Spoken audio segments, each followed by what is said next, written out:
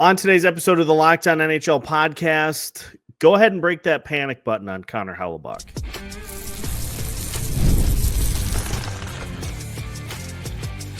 You're Locked On NHL, your daily podcast on the National Hockey League. Part of the Locked On Podcast Network, your team every day. Hiya, welcome into today's episode of the Locked On NHL podcast, your daily podcast on the National Hockey League. We are your team each and every day, and we thank you for making Locked On NHL your first listen each and every day as well. Make sure to subscribe on YouTube and your favorite podcast platforms so you don't miss out on any new episodes throughout the week. Today's episode of Locked On NHL is brought to you by Amazon Fire TV Stick 4K. Turn any TV into your Xbox. No console needed. Head to amazon.com/firetv locked on to learn more.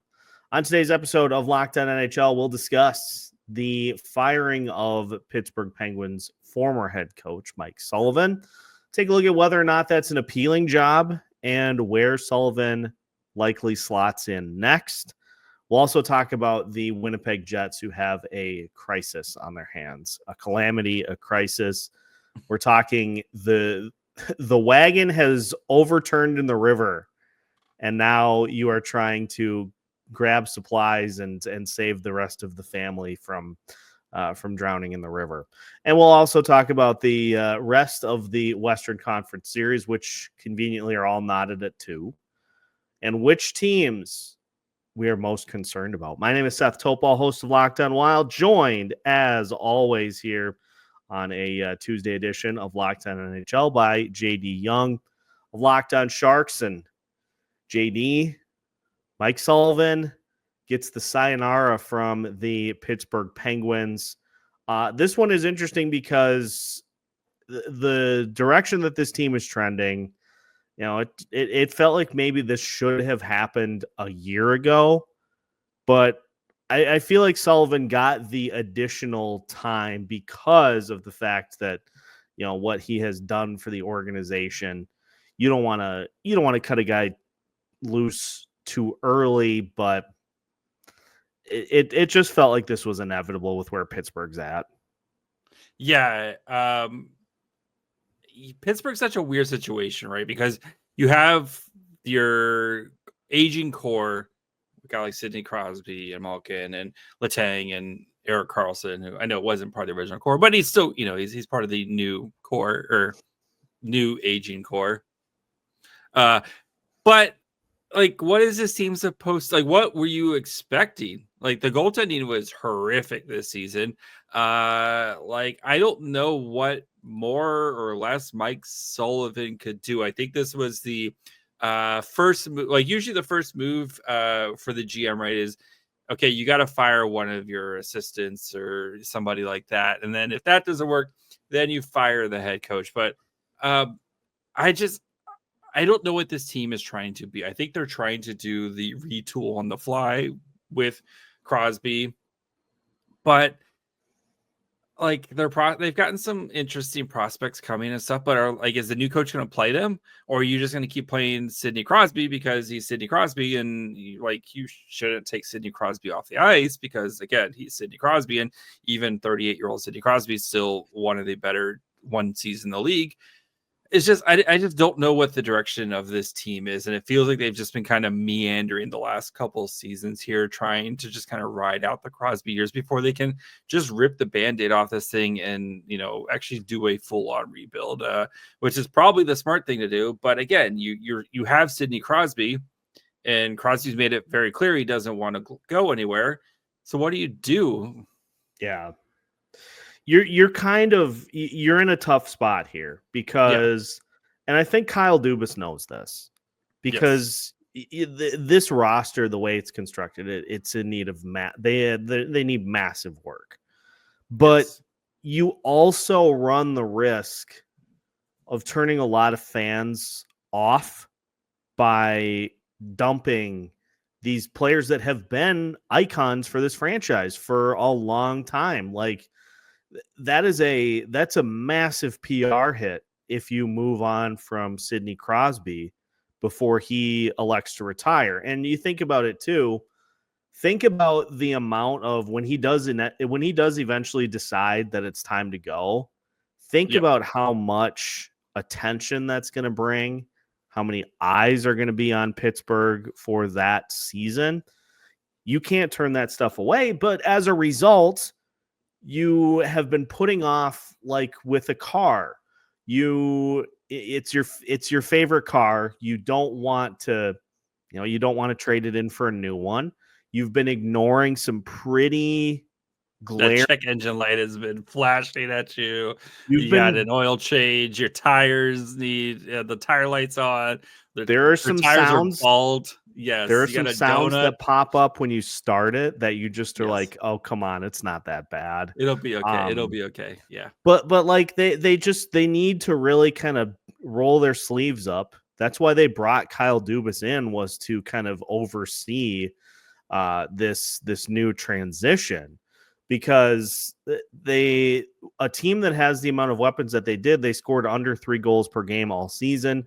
They were 29th in the league defensively at 3.5 goals given up. Now that's a combination of defense and goaltending, but they had a sub 90 save percentage.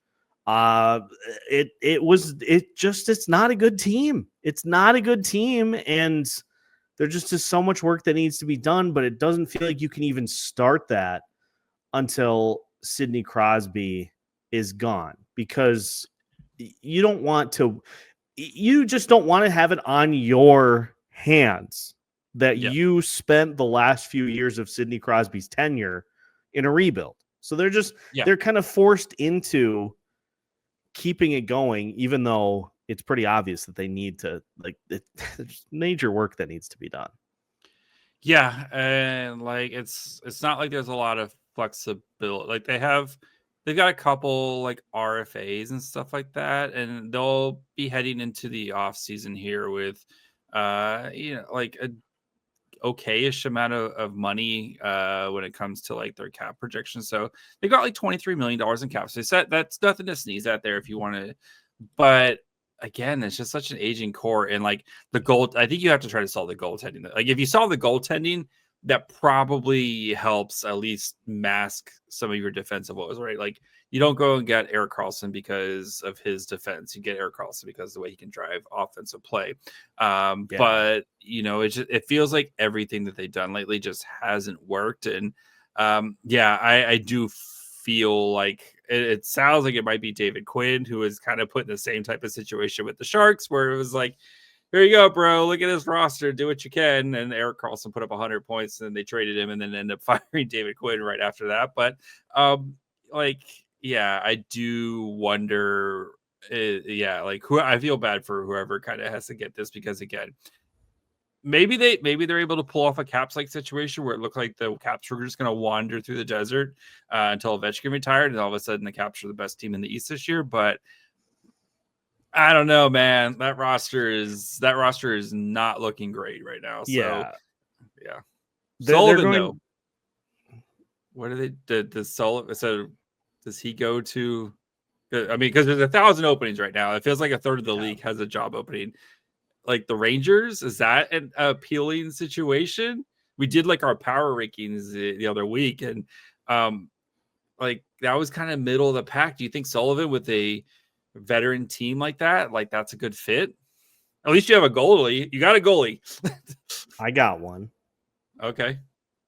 Vancouver. You got a goalie there. Maybe if he's healthy. You've got some pieces. I don't know. It feels like the dots are trying to connect for him to go to the Rangers, and I think that's the type of coach that the Rangers are looking for.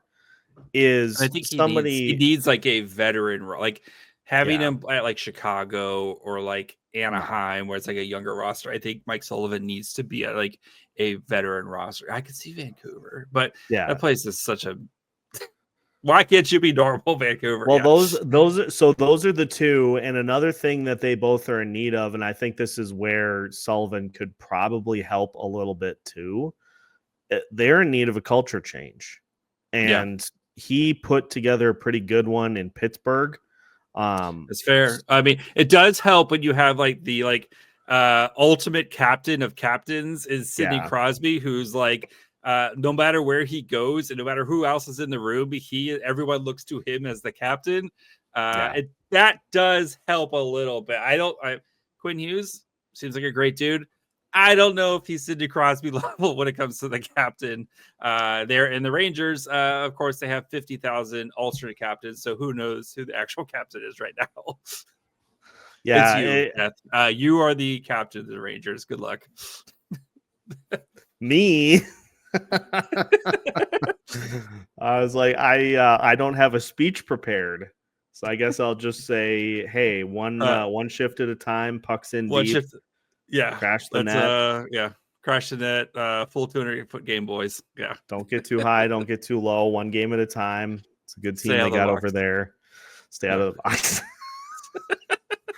I don't know what the big deal is. Everybody can be captain at this point. The other spot that is kind of interesting, but I think they are third of the three that we talked about. Seattle.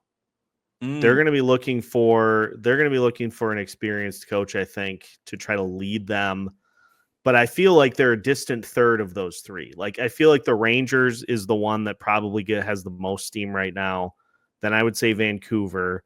Then I would say Seattle. And on the flip side, looks like there might be a little Rick Tocchet to the Rangers steam. I wonder if that's just driving a price. I'm sure that's exactly what it is. Like, he's already probably talked to Philly. Like, I'm not trying to suggest tampering, but I'm sure they've already talked. He's like, I just got to see what else is out there. That way it's not too obvious that I've already had this contract filed for 3 weeks now. As soon as it was out the door, I got the email that says, please sign here for your new contract. Yeah. Another car analogy. It's like you're looking at cars, and while you are at the dealership of the car you're going to buy, you are on the phone with another dealership saying, well, this one's going to give me this. Can you match that? Yeah. Knowing full well that you're going to buy that car anyway. You're going to buy it anyway, guys. I'm not driving away across town. A lot of car analogies today. I don't know if a lot of cars. Yeah. It's okay. Big car guys over here. Speaking of cars, the Winnipeg Jets have been a car wreck over the last 2 games. It's bad. Like, let's not try to tamper this. Let's not try to tamp this down at all. It's bad. Like, it's really bad. Connor Hellebuyck, again, playoff Connor Hellebuyck has kicked the door down. He has started to tear up the couch cushions. He's spilling things all over the place. He has made his presence known. And if you're a Winnipeg Jets fan, you should be concerned. We'll talk about why as we continue today's episode of Locked On NHL after this. Today's episode of Locked On NHL is brought to you by Game Time. The Stanley Cup playoffs are here, and if you have never been to a live NHL playoff game, what are you doing? It's unlike anything else. The intensity, the speed, the energy in the building, it's next level. I have nearly had my ears ruptured by 2 different Minnesota Wild playoff games. So it's the level of noise that these games bring is second to none. That's why the Stanley Cup playoffs are the best of any league, hands down. Game Time can make your ticket buying experience for Stanley Cup playoff games even easier and more affordable than ever. Game Time is the fastest way to grab playoff tickets, even for those must-see matchups. Prices actually go down as puck drop gets closer. With last-minute deals, you can save up to 60% off. So take the guesswork out of buying tickets with Game Time. Download the Game Time app, create an account, and use code LOCKEDONNHL for $20 off your first purchase. Terms apply. Again, that's code LOCKEDONNHL for $20 off. Download the Game Time app today. Last minute tickets, lowest price, guaranteed. Welcome back to today's episode of Locked On NHL. Once again, we are your team each and every day, and we thank you for making Locked On NHL your first listen each and every day as well. Make sure to subscribe on YouTube if you have not already, so you don't miss out on any new episodes like this one throughout the week. We have new ones for you every Monday through Friday. JD, playoff goalies. I'm looking at the list right now. Goals saved above expected. Who would you think is last on the list? It's probably Connor Hellebuyck, since we're talking about Connor Hellebuyck now. Yes. Connor Hellebuyck in 4 games this postseason, -7. So he is 7 goals worse than expected in 4 games. That's not like expected to Connor Hellebuyck. That's like average goalie expected. That's So you added, that's like 50 goals with Connor Hellebuyck in 4 games. That's well, honestly, if you look at the regular season, he was 39.6 goals saved above expected in the regular season. Some could say he was overdue. Well, here I think there are a few things to keep in mind here. Hellebuyck is a great goalie, but yes. I think we are seeing the results of going up against teams in the regular season where there are a lot of different variables at play, and going up against the same team over and over and over again. That same team is going to attack you different ways each game. Yep. And you've got a coach in Jim Montgomery who is probably in the top 3rd, if not top 10 in coaches in the league right now. Could you imagine firing him? Who would do that? Sorry, Bruins fans. I still will never understand the decision to do that during the season. But hey, John Tortorella is there. He is there. Let's go get Mike him. Sullivan? Boy, that'd be something. Mm-hmm. I don't like it. Be like, but Hellebuyck, like at some point, like, because this isn't the first time, right? This is the first time where he's gotten to the playoffs and he's turned into a pumpkin. You wonder if maybe playing 60 to 65 games a season every year, not the greatest strategy for your goalie, who, again, Hellebuyck probably going to win the Vezina this year. There's even Hart Trophy conversations with Hellebuyck. You and I had a conversation about if Hellebuyck should win the Hart Trophy this year. This is bad, dude. Yeah. My professional analysis, this is bad, dude. Like, how I don't know what happens to this Winnipeg team is as soon as the playoffs start, like, this thing just falls apart. And you heard all season long from it, like, we're a different team, we're more tougher mentally, et cetera, et cetera. You just let in like 6 straight goals to the Blues, like a Blues team that had you get in the playoffs basically the last day of the season. And you just like let in 6 straight. Hellebuyck's been pulled 2 straight games against St. Louis. Yeah, man. I don't know. I don't know what to do with this team, this Jets team. Maybe they are just that team that is great in the regular season, and then as soon as the lights get bright, they just fall apart. It is interesting to look at where one of the big areas that the Blues have attacked the net is literally like going to the net. Listen to these 2 numbers. Connor Hellebuyck's save percentage on medium danger unblocked shot attempts, so shot attempts that actually get through from the face-off circles and in, 71.4%. That is dead last amongst playoff goalies. His expected medium danger unblocked save percentage is 85.9. That's so not good. He is getting crushed. That's not even the worst number. His high danger unblocked shot attempts, 45.5%, which again, far and away. I'm not talking like slightly last. Stuart Skinner is next at 60%. I was like 700's like okay-ish there. Yeah. Like 700 high danger. That's like half. I'm not 45 a math guy. and a half not quite half. That's bad. And the expected save percentage, 70.5. So St. Louis is just I'm not saying they're getting a couple. They're dominating in front of the net. And I know Hellebuyck has always struggled on shots that he can't see, like the deflections and stuff. And those account for some of the goals. But these numbers on the shots that get through are abysmally bad. Yeah, it is. Defense, I know they've been struggling as well. It doesn't help when you have, goals going like pionking off pionk. But it is, like it's just it's a calamity of errors with this team right now. And right, and you heard like so much like this is a different team.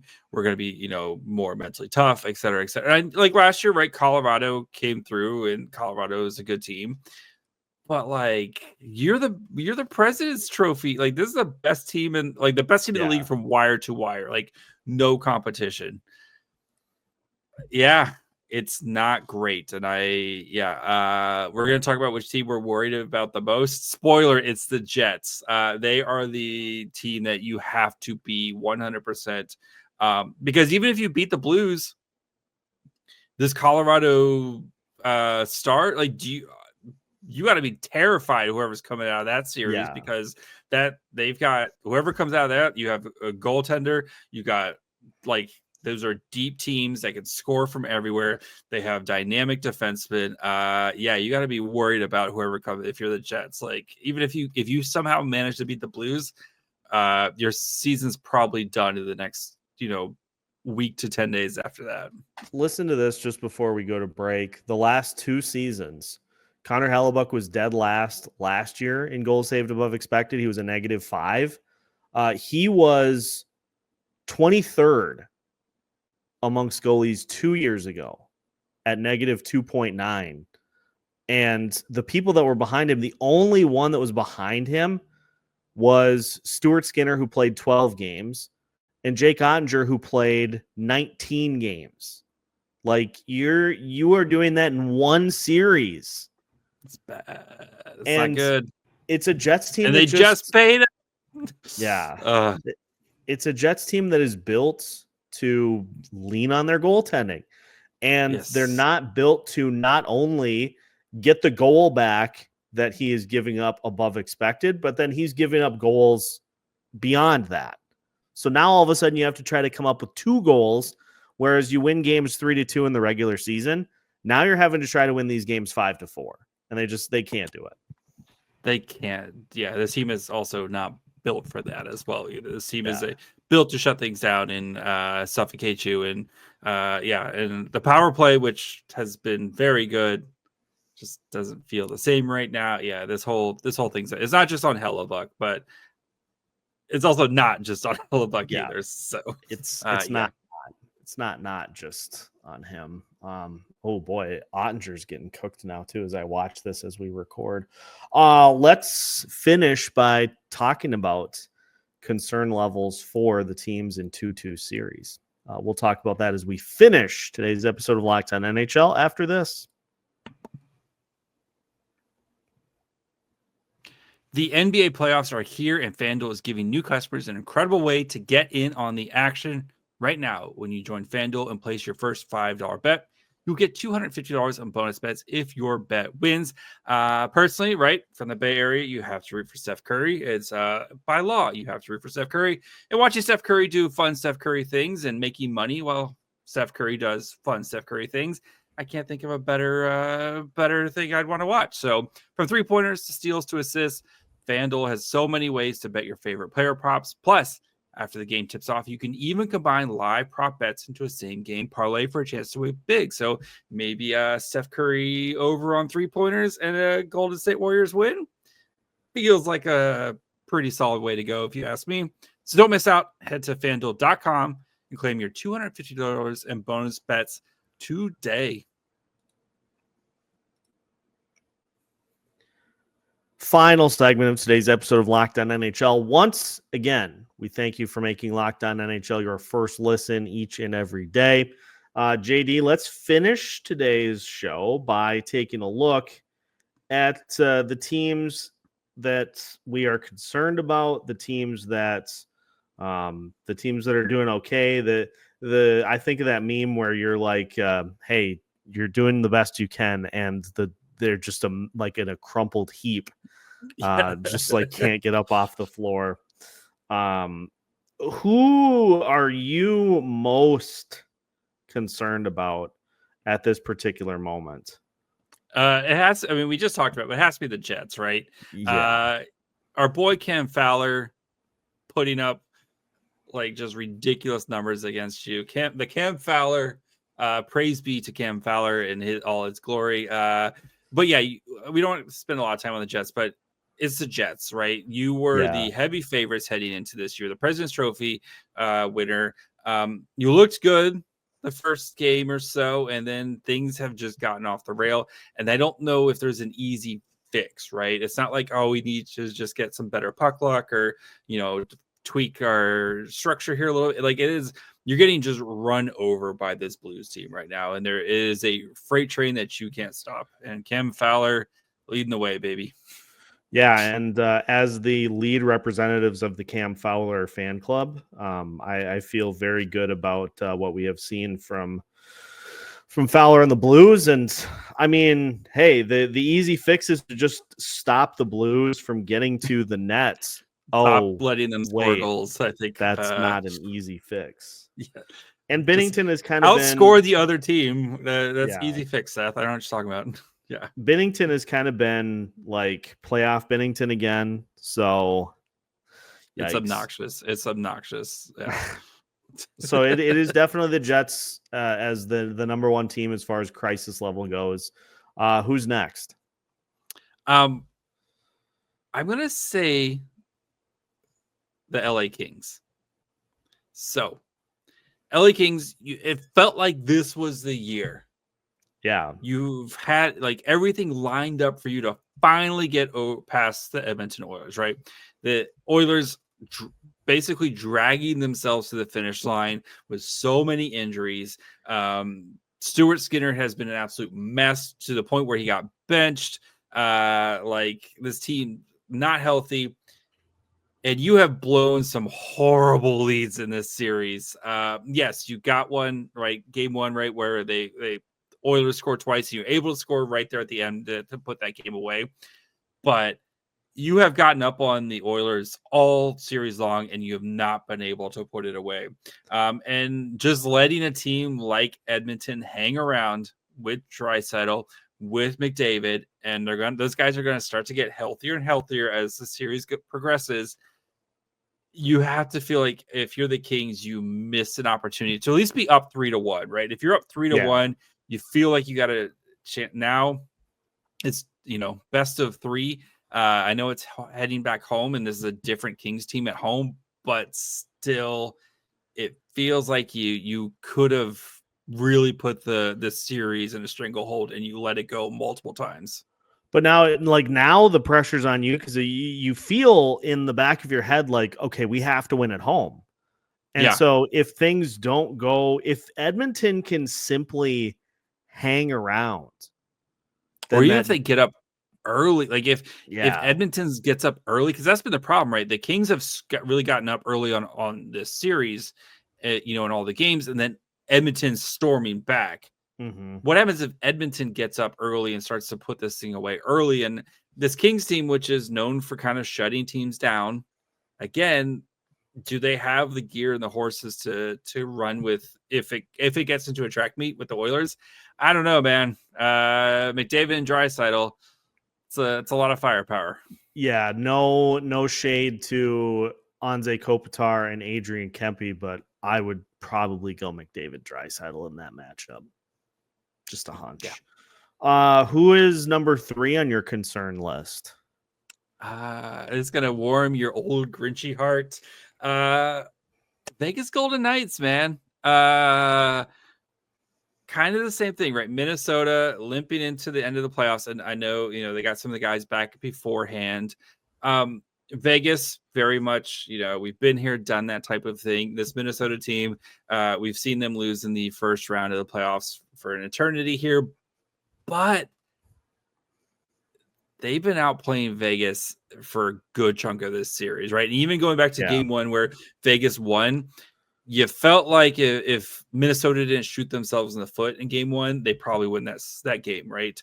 It took an overtime win in game 4, but Minnesota has really made Adin Hill look not great. And it feels like Minnesota has a lot of advantages here that going in on paper, it felt like it should have been Vegas's, and Minnesota has been playing really well, especially with, I don't want to say it feels like house money for the Wild, but yeah, it kind of feels like house money, where this is a series where nobody's picking Minnesota in this series, and they have really made it a series against Vegas. And maybe it's just my Sharks fandom in him and my anti-Vegas bias, but I cannot wait for Minnesota to put this series away. Well, I think the big difference this year compared to previous playoff series is the Wild have had a counterpunch. Every time Vegas has hit them with anything, they have been able to bounce back. And like you think about it too, in game 4, even though they ended up losing, they were leading. Then all of a sudden Vegas takes a 3-2 lead. The Wild go down within a minute and they score the tying goal. They just have had answers for what Vegas is doing. And I think that stems from not being intimidated by the Vegas Golden Knights. Also helps when defensively you're able to keep the players like Jack Eichel and Mark Stone to 2 combined assists through the first 4 games. That helps. That's been a big key. And you look at what Kirill Kaprizov and Matt Boldy have both done, but also getting contributions from other players too. Like it's just been a total team effort for the Wild, and it feels like they kind of let one slip in game 1. They lose an OT in game 4, had some chances, couldn't capitalize. But games 2 and 3, like they just took it straight at the Golden Knights, and they won those games pretty convincingly. And Gustafson's been the best goalie in the series by far. He's been the anti-Connor Hellebuyck. Yeah, the anti-Connor, just horrible regular season and just turns it on in the playoff. Is he just a more likable Jordan Bennington? Maybe that's the. But yeah, no, it's infinitely more likable. Yes. There's a lot of things that are much more likable than Jordan. We could spend several podcasts discussing things that are much more likable than Jordan Bennington. File that away for an off-season topic. That is an off-season. Yes. That podcast will have me on edge. So I do think though, I do think Minnesota, especially if you can kind of come out in Vegas, game 5 here, right? Set the tone early, really kind of put the fear into Vegas, and I think you have a chance to potentially put this away in game 6. But because I think if it get going back to Minnesota, that game 6 crowd is going to be ridiculous. They got nothing better to do. So yes, I'm sure that game 6 crowd is going to be insane in Minnesota. So yeah, I do like the Wild's chances. I just jinxed them for you, but it's fine. I did my best. You are not the jinx of this show. You'll notice I didn't say a word. That's because I know you let me drive that part. Yes. I am the jinx of the show. So we're going to see Connor Hellebuyck not allow a goal the rest of the postseason, now that I have definitively jinxed him, and the St. Louis Blues will win the Stanley Cup. It's going to be interesting with the St. Louis Blues winning the Stanley Cup while Connor Hellebuyck doesn't let in a goal the rest of the... That's because Connor Hellebuyck's going to be benched and never play another game. There are own goals. You can score own goals with the net empty. I've seen it happen before. We've seen it happen, yes. Well, we'll see. As we record here, Dallas is on top 5-2 after 2. Over the Colorado Avalanche. That game 7 of that is going to be so it's ridiculous. Going to be bonkers. Cannot wait. I'm calling in sick, even though it'll be on a weekend, which is just perfect. But that is our show for today. So thank you for tuning in, as you do each and every day of the week. Appreciate everybody listening. If you have not already, make sure to subscribe on YouTube so you don't miss out on any new episodes throughout the week. We've got more episodes for you every Monday through Friday as part of the Locked On Podcast Network.